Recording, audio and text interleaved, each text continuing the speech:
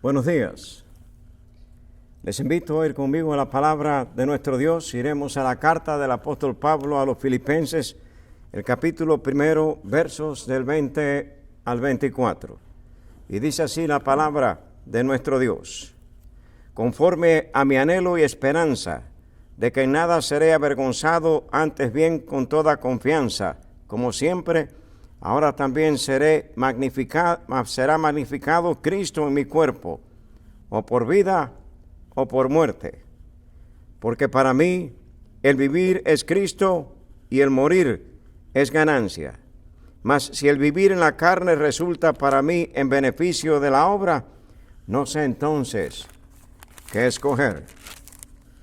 Porque de ambas cosas estoy puesto en estrecho, teniendo deseo de partir y estar con Cristo, lo cual es muchísimo mejor. Pero quedar en la carne es más necesario por causa de vosotros. Tengamos un momento de oración. Cuántas gracias te damos, oh Padre, oh Dios, por esa misericordia que has vertido sobre nuestras vidas, por darnos ese don inefable que obró esta salvación tan grande para nuestras vidas. Te damos gracias, oh Padre, por esta oportunidad donde, oh Dios, habremos de declarar tu palabra y el significado, oh Dios, de la vida de Cristo en nuestras vidas. Padre amado, necesitamos la iluminación, la dirección y el discernimiento del Espíritu Santo para dar esta tu palabra, oh Dios, y para recibirla. Sí, Padre, de nuevo te necesitamos en esta hora, buscando tu rostro con acción de gracias, en el nombre de tu Hijo amado, nuestro Señor y Salvador Jesucristo. Amén y amén.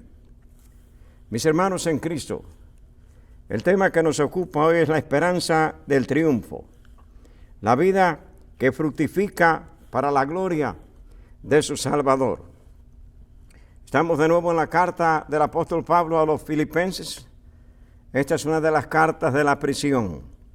Y vemos dentro del contexto cómo el apóstol estaba dispuesto para glorificar a Dios, glorificar a su Salvador, ya sea en la vida o en la muerte. Dice el apóstol aquí: conforme a mi anhelo y esperanza. Anhelo. El término en el original griego, apokaradokian, sugiere la intensa contemplación del objeto deseado. Y de hecho, con ese deseo intenso de apartarse de toda otra cosa. Es literalmente estirar la cabeza para ver algo en la distancia. En el caso del apóstol Pablo, evidentemente era el día de Cristo. Era el día de Cristo. Y de hecho, mis hermanos, vuelvo a recalcar el hecho de que estamos viviendo el tiempo donde el día de la manifestación gloriosa de nuestro Salvador se va a llevar a cabo. Sí, mis hermanos, y para esto tenemos que estar preparados. Esta fue la exhortación de la palabra de nuestro Dios en cuanto a la iglesia se refiere. La iglesia ha vivido a través de los tiempos esperando y aguardando esta esperanza. Nunca se ha estado tan cerca como ahora. ¿Y cuánto aplican estas palabras que encontramos en la carta del apóstol a los romanos? En el capítulo 13, versos 11 y 12. donde dice allí la Escritura, y esto conociendo el tiempo que es ya hora de levantarnos del sueño, porque ahora está más cerca de nosotros nuestra salvación que cuando creímos. La noche está avanzada y se acerca el día. Desechemos pues las obras de las tinieblas y vistámonos con las armas de la luz, para que, mis hermanos en Cristo, juntamente con el apóstol Pablo, no tengamos nosotros de qué avergonzarnos. Él dice aquí, conforme a mi anhelo y esperanza de que en nada seré avergonzado. Pablo no se había avergonzado antes de ir a Roma. De hecho, cuando les escribe en esta carta a los creyentes en Roma, les dice lo siguiente: a griegos y no griegos, a sabios y no sabios, soy deudor. Así que en cuanto a mí, pronto estoy a anunciaros el Evangelio, también a vosotros que estáis en Roma, porque no me avergüenzo del Evangelio, porque es poder de Dios para salvación a todo aquel que cree, al judío primeramente y también al griego.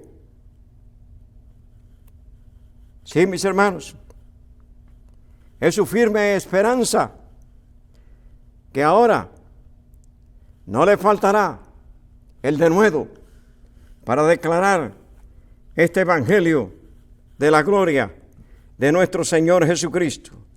Desea que Cristo sea magnificado en su cuerpo. Digo, desea que Cristo sea magnificado en su cuerpo. Y de hecho, este debe de ser el deseo de todo creyente. Este debe de ser nuestro intenso deseo, el de que Cristo sea magnificado en nuestros cuerpos. El apóstol se siente como un instrumento de la operación salvadora de nuestro Dios. Así pues, Pablo no dice, yo magnificaré a Cristo, sino Cristo será magnificado en mí. Su cuerpo será el escenario en el cual se manifestará la gloria de Cristo.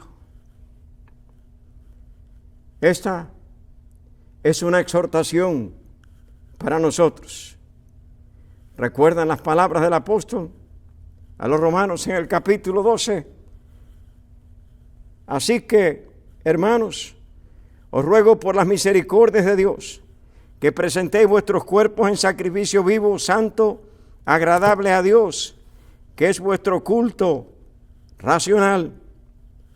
No os conforméis a este siglo, sino transformaos por medio de la renovación de vuestro entendimiento, para que comprobéis cuál sea la buena voluntad de Dios, agradable y perfecta. No os conforméis a este siglo. Y mis hermanos, la estructura de nuestra cultura ahora, como ciudadanos del cielo, a través de la sangre preciosa que se derramó sobre el monte Calvario, bajo la cual recibimos ahora la adopción de hijos de Dios, tiene que ser conforme a la palabra de Dios y no conforme a los tiempos modernos o contemporáneos que estamos viviendo. Y mis hermanos, aquí tenemos al hombre de Dios, posiblemente el más grande de la cruz hacia acá, el cual supo adorar a su Dios en la hermosura de su santidad. Y así estamos llamados nosotros a adorar a nuestro Dios. No conformarnos a las influencias de este siglo, sino buscar la buena voluntad de Dios para con nuestras vidas. Esa es agradable y es perfecta, porque nos lleva a esa dulce comunión con nuestro Dios. ¿Sí? Mis hermanos en Cristo, escuchemos lo que continúa diciendo el apóstol Pablo a los Romanos, capítulo 6, verso número 13. Ni tampoco presentéis vuestros miembros al pecado como instrumento de iniquidad, sino presentaos vosotros mismos a Dios como vivos de entre los muertos, y vuestros miembros a Dios como instrumentos de justicia. Y el apóstol Pedro reafirma estas palabras cuando él dice: sin santidad nadie verá a Dios. El apóstol dice aquí: para mí el vivir es Cristo.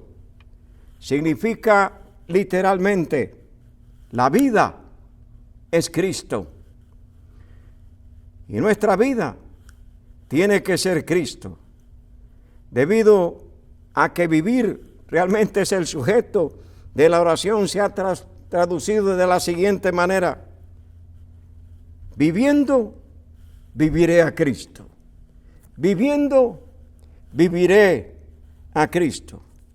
Equivale a decir: mi vida está entregada a Cristo. Cristo es el objeto de la vida natural del apóstol. Él es el principio. Él es el fin. A la luz de la referencia al cuerpo, aquí el apóstol está hablando acerca de la totalidad de su vida física y práctica de servicio, lo que hace significativa y fructífera su vida en Cristo. Y mis hermanos, una vida tal no es una posibilidad humana, es una obra divina.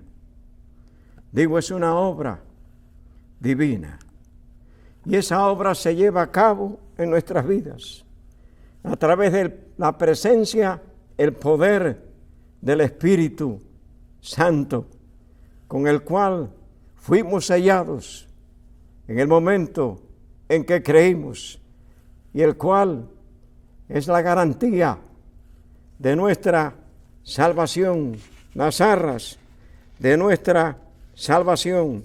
Ciertamente una vida tal no es una posibilidad humana, es una obra divina. Y dejemos que esa obra se lleve a cabo en nuestras vidas, especialmente en este tiempo, cuando hay tanta necesidad de que efectivamente las gentes puedan ver en nosotros esa obra divina, esa transformación. Sí, mis hermanos, esa renovación. Consecuentemente, la referencia presupone la profunda vida interior de Dios en el alma, en nuestras almas. Por eso es que Pablo declara en Gálatas capítulo 2 y el verso número 20: con Cristo estoy juntamente crucificado, y ya no vivo yo, mas vive Cristo en mí. Y lo que ahora vivo en la carne, lo vivo en la fe del Hijo de Dios, el cual me amó y se entregó a sí mismo por mí. Pablo está constreñido por una nueva fuerza, esa nueva fuerza que controla su vida, y esa nueva fuerza que debe de controlar nuestras vidas: el amor de nuestro Salvador, el amor de nuestro Dios. Segunda carta del apóstol Pablo a los Corintios, capítulo 5. Porque el amor de Cristo nos constriñe, pensando esto, que si uno murió por todos, luego todos murieron, y por todos murió, para que los que viven ya no vivan para sí, sino para aquel que murió y resucitó por ellos. Y ciertamente Él tuvo que morir por nosotros, porque nosotros estábamos muertos en delitos y pecados. Esta es la condición en que todo ser humano viene a este mundo, apartado y separado de Dios, por el pecado que entró por Adán y así pasó a todo ser humano. Mas les recuerdo que la dádiva de Dios es vida eterna en Cristo Jesús. Sí, Él murió sobre la cruz para traer vida